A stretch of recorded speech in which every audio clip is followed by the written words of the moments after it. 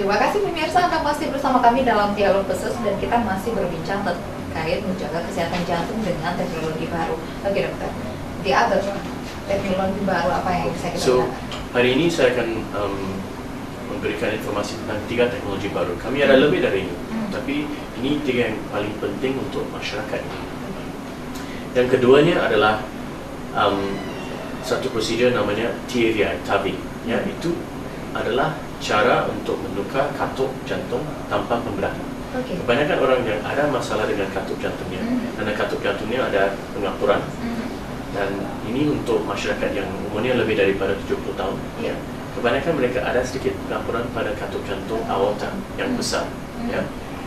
Kalau penyebabnya terlalu parah, mereka akan ada kekurangan tenaga, ada risiko untuk mendapatkan kematian mendadak. Dan cara untuk menyembuhkannya adalah untuk buat operasi dan menukarkan katup jantung itu. Tapi untuk orang yang lebih tua, mungkin risiko untuk operasinya lebih tinggi juga.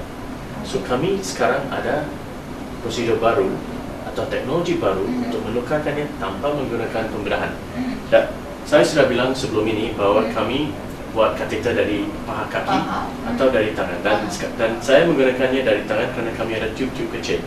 Tapi tube ini lebih besar untuk buatkannya, so kami mesti buatkannya daripada kaki. Ya. Dan dengan, tolong mainkan video itu. Dengan teknologi ini, kami boleh menaruh satu stand atau cincin di dalam jantungnya, menukarkan atau membukakan apa yang sudah rosak atau katup yang sudah rosak, dan menaruh satu katup yang baru dalam katupnya. Ini katupnya. Ini salah satu cincin katupnya. Ya, cincin seperti ini ada satu katup dalamnya. So cara untuk membuatkan cincin untuk jantung, untuk saluran darah, kami boleh buatkannya untuk katup juga, untuk beberapa katup dalam jantungnya. So cincin itu ada satu katup dalam yang buka dan tutup. Kami bisa menggunakan teknologi ini daripada kaki, dinaikkan ke atas, dan di dalam tube itu ada satu katup yang baru.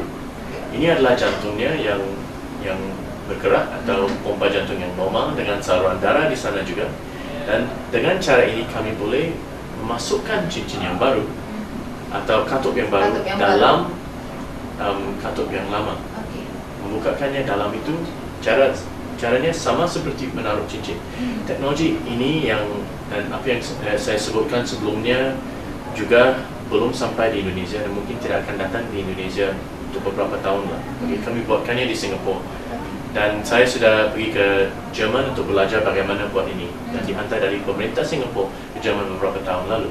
Tapi cara ini adalah cara yang memerlukan pengalaman yang besar untuk membuatkannya. Tidak semua orang bisa buatkannya. Dan dengan cara ini kami boleh bukakan katup baru dalam katup yang lama. Kamu boleh lihat dia bergerak seperti itu, buka dan tutup. Dan menggantikan fungsi katup yang lama. Ya, dan katup yang lama dibelon juga dan dibiarkan ke tepi. Katup yang baru di dalam. So kami boleh buat ini beberapa kali, seperti cincin juga, taruh cincin di dalam. Dan kalau dia sumbat, boleh menaruh cincin satu kali lagi dalamnya. Tapi bedah bypass adalah operasi besar. Tapi sesudah buat itu, cincinnya fungsinya seperti cincin yang normal, atau katupnya fungsi seperti katup yang normal. Ya. So ini cara cincin untuk katup. Nah ini teknologi baru. Yang ketiga ya dok. Dan kebanyakan orang yang tidak ada operasi dan mereka ada penyakit katup jantung seperti itu dan ada gejala-gejala, 50% yang tidak hidup lebih daripada 2 tahun. So itu sebabnya operasi ini adalah penting untuk orang yang ada masalah jantung seperti itu. Menggantikan katup yang lama dengan katup yang baru tanpa pembedahan. Dan sesudah itu kami ada satu titik di sini, satu di sana saja, tidak ada bekas daripada pembedahannya. Baik. Nah itu dia teknologi kita yang ketiga. Yang kedua setelah blood dan stantannya ya. Dan kami ada satu lagi teknologi untuk orang yang ada tekanan darah tinggi.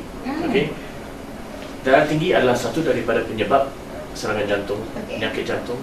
Dan kalau kami boleh mengurangkannya dari tahap awal, lebih bagus. Kami ada obat untuknya, tapi kadang-kadang ada banyak pasien yang makan 1 obat, 2 obat, 3 obat, tidak bisa kontrol tekanan darahnya. Please play the next one, yang ketiga. Ardian. dengan cara ini kami boleh menggunakan kateter. Itu adalah kateternya, dan kateter ini digunakan untuk membakar saraf-saraf seperti ini di sekitar ginjal. Okey, di sekitar ginjal untuk mengurangkan sistem listrik atau mengurangkan apa yang kami bilang sympathetic drive, di mana adrenalin. Kalau kami takut, kami tekanan darah akan tinggi, bukan? Akan naik. Itu daripada saraf-saraf itu. Kalau kami membakar beberapa daripadanya, bukan semuanya, beberapa daripadanya, kami boleh menurunkan tekanan darah 40 mm mercury. Normal adalah 140 untuk sistolik atau atas, 90 untuk diastolik. Dia mesti kurang dari itu. Tapi banyak pasien, walaupun mereka makan beberapa obat, tidak bisa menurunkannya. Dengan cara ini, dengan membakar saraf-saraf itu, kami boleh menurunkannya. 40 tahun lalu, mereka sudah coba dengan potong saja saraf itu. Tapi kalau mereka potong saraf itu, tekanan darahnya terlalu rendah. So kami sudah coba dan menggunakan teknologi baru ini, kami boleh menurunkannya. Ini sekarang untuk pasien-pasien yang tidak bisa menurunkannya dengan obat. Tapi dalam 5 tahun yang akan datang, kami akan menggunakan teknologi ini untuk banyak orang. Mungkin orang yang baru mendapatkan tekanan darah tinggi. Oke. Lalu berapa lama waktu yang kita gunakan untuk pengobatan ini, dok? Untuk pengobatan, okey, pengobatan untuk tekanan darah atau kolesterol atau apa, saya sudah bilang mesti makan seumur hidup. Tapi kalau kami bisa kontrol dengan cara yang lain, kami boleh mengurangkannya. Tapi kebanyakan orang tidak bisa berhenti pengobatannya, kerana pengobatannya adalah untuk penyakit jantung. Dan penyakit jantung tidak bisa sembuh, kami bisa merawatnya saja. Kalau sudah ada penyumbatan, dia tidak bisa hilang sendiri. Dengan menggunakan stent atau balon atau cincin, kami boleh membukakannya. Tapi kolesterolnya ada di sekitar stentnya. Dan untuk itu kami memerlukan obat. Baik.